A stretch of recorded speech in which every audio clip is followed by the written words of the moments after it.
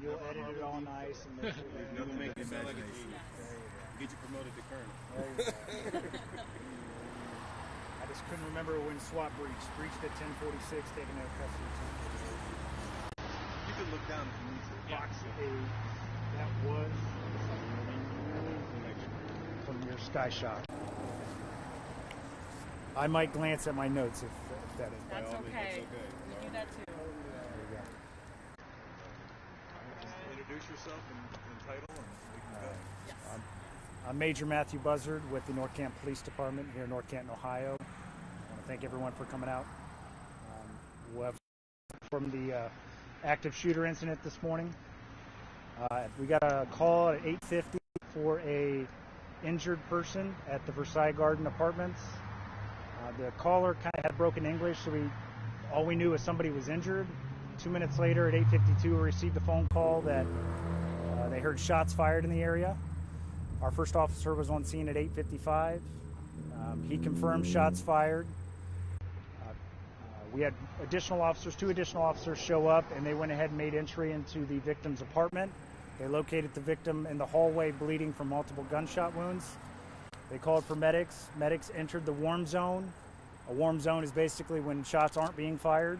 It quickly turned to a hot zone as bullets started coming through the wall at the officers and the medics. They took cover. Officers pushed to the back of the apartment where one of the sergeants, a former SWAT officer, ripped the window out with his bare hands, jumped out the window, and they pulled her out and evacuated out the back window of the apartment. They set up perimeter. We called in mutual aid. We called in SWAT. We had help from our federal partners at the FBI and the U.S. Marshal's Office. And the scene kind of stayed that way for the next hour. FBI was able to eventually get them on the phone briefly. Then they hung up. SWAT officers at 10:46 breached the apartment, and the suspect was taken into custody without incident at 10:48. Somehow, by the grace of God, no other injuries have been reported. None of the officers on scene were injured. Nobody in surrounding apartments were injured. I have no idea how, but as far as coming to a close, that's about as best as we could ask for. Does anybody have any questions? Can you just talk about where this shooter was shooting from? Sure. What that was like? Absolutely. So the Versailles apartments are all basically one big unit broke into 3 different buildings: Building A, Building B, Building C.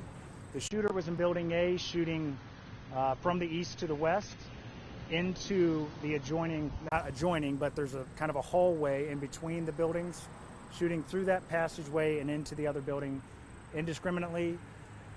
There's no connection that we can find currently between the suspect and the victim.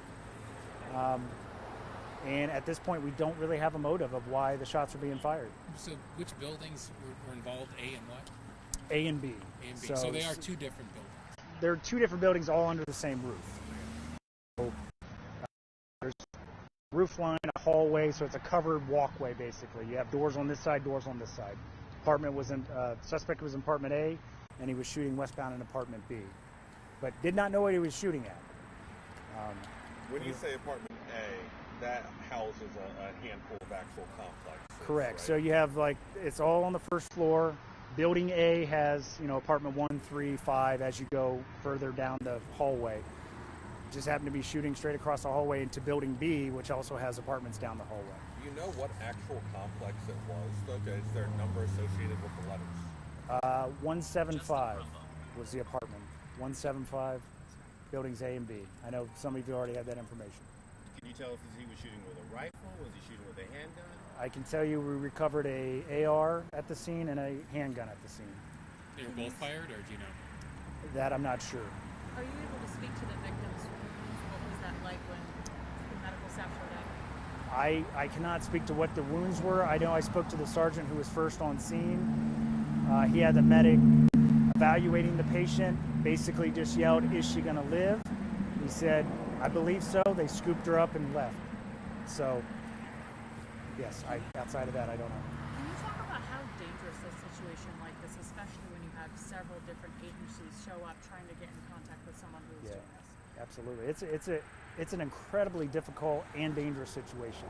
First off, our 3 officers from North Canton that went in, just amazing courage. you know bullets have flown and you know bullets are flying, and they're in there doing their job. That's what these guys are paid to do. That's what the community expects, and that's what they did today. And then, so we have anytime we have an active shooter situation, obviously it can be chaotic. You know, we got media showing up, we've got multiple agencies showing up, and I couldn't be more proud of our Stark County agencies. Jackson, Stark County Sheriff's Office, East Canton, Uniontown. I mean, I hate to leave anybody out, but pretty much everybody had showed up today. We had our federal partners with the FBI and the U.S. Marshals, SWAT members from Canton, and some Canton officers doing traffic control. As far as today's events went, that was about as well as I could see going. Communication is always the tricky part. We were able to get on the same channel together, and very pleased with the outcome.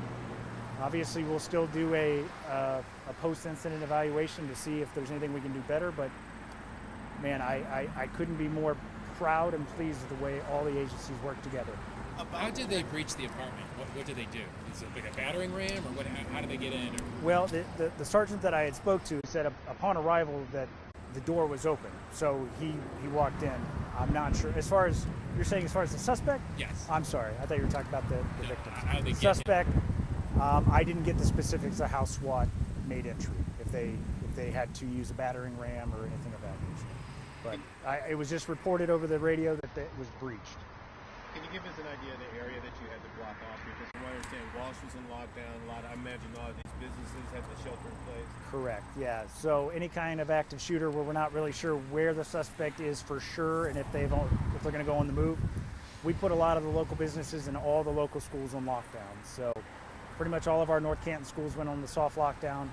The businesses were advised by mutual aid agencies like OSP and Stark County Sheriff's Office to lock down. Kind of right behind that apartment is the Danbury Living Center for senior living. That's the first place we put on lockdown, and we had an officer staged at that door doing the best we can to protect everybody in the area. It's difficult. I mean, you can see as the traffic's going behind us, this is a busy area, one of our busiest streets in town. And it took probably, I think I counted 6 to 8 cruisers to shut down east and west traffic on Apple Grove here. And then we expanded our perimeter as far as we could. And then obviously set our command post where we thought was safe. Do you know anything on the background of the suspect? Anything at all on him? I don't. Right now, we're still waiting on information to come in on a little bit about his history. We do know it's a black male. I believe I heard in his 30s, but I have no idea on history or mental status or how we ended up today. On the victim, is she hospitalized, undergoing surgery or any procedure from this? The last update I got was just that she had been transported to a local hospital. So Don't know which one. I'm not sure which one, and I'm not sure of her current condition. And charges are forthcoming. Charges are forthcoming. As soon as we have a charged suspect, we'll release all information. Were there any other bystanders that police and SWAT had to manage in that moment that were caught in that crossfire when they arrived? Upon their arrival, as the gunshots rang out, people were leaving their apartment, and actually some of our medics did a great job of trying to help them get out of the area. And so we got everybody out that we could kind of get out of the area. Everybody else, we just said shelter in place at this moment. Are there 2 floors or 3 floors to these apartment buildings? There are 2 floors. There's a set of stairs that go up to the 2nd level, and that's where some people were coming down. There was a report that a medic had been injured. I can confirm that a medic did, I believe, twist his knee trying to help people evacuate off them stairs. He kind of jumped down from 3 or 4 steps up and just tweaked his knee. But that is how the medic got injured. Did they share a common wall then? Did they share a wall? There was no shared wall, Okay, so their doors basically faced each other with that 10-foot sidewalk in between. And just imagine the bullets going from through the door, through that wall, near the door, and right into the next apartment. So he was shooting through his apartment, through the wall, through the hallway, into the other one. Correct. So they share a hallway, but one side of the hallway is A building, the other side is B? Right, but don't think of it like if an enclosed, like you're in one building. You're literally going outside to go to the other building. So you're on a concrete sidewalk outside to the other building. Thank you. The suspect and the victim, any relationship between the two? There's no known connection They didn't between live either. together? Didn't live together. Nothing. Now, these are just common apartments, that's not. It's not They're an not- assisted living nope. or anything. Yep. And And how many shots would you say? Is it was more than like 5 or more than oh 10? yeah, no. It's as the officers are in the apartment, they're calling out volleys of 8 to 9 rounds at a time. Speaking to the sergeant that was there, obviously he's in the moment. He's guesstimating could have been 50 rounds fired altogether. So you're So more than 8 he's- to 9 shots. More to 8. Yeah, it was 8 to 9 round volleys. So basically, 8 or 9 shots, a little break, 8 to 9 more shots, 10 shots. I can tell you, law enforcement did not return fire. Obviously, we weren't sure where. We're not just going to shoot indiscriminately. So know he what was that- shooting the same way, do the same. He was shooting the same way. It was found in conversations with the officers that were there. He believed to have also shot kind of south through a window or through a door into Toward you. towards the garage areas that's out in front of the building. So south, which would be towards us as we're standing from this way to this way. So just to give context, that victim, she was just caught in the crossfire and shot? 100%. She was just in the apartment and struck by stray bullets coming through the wall. I mean, given the many rounds, this could have been so much worse. Absolutely. Given the sheer amount of rounds that went off, and as I'm standing here on command post listening to the radio traffic, I can hear bullets whizzing by my sergeant's radio. And, you try to keep it together at that point, but you automatically think about your guys in there in the thick of it, feeling helpless out here, but knowing I still have a job of coordination out here. Did it seem like in his apartment he had some kind of a target that he was shooting at? Nothing that he was Not just that I'm aware of. They shooting swept the apartment, just made sure no other persons or IEDs or any kind of explosives were found in the area, but I have not heard of any kind of a target or anything of that nature. So you're saying at least 50 shots. That was what was reported to me, but understand that those officers were under extreme duress. So he's guesstimating that number. But when you're in that situation, I can tell you, even 10 might sound like 50. So And But- obviously no more threat to the community. no more threat to the community at this time. We did sweep all the surrounding buildings. Nothing else was found. No explosives, no other shooters. Scene to stabilize, roadways back open, all the businesses were functioning as normal. Thanks, guys. Thank you. Appreciate it.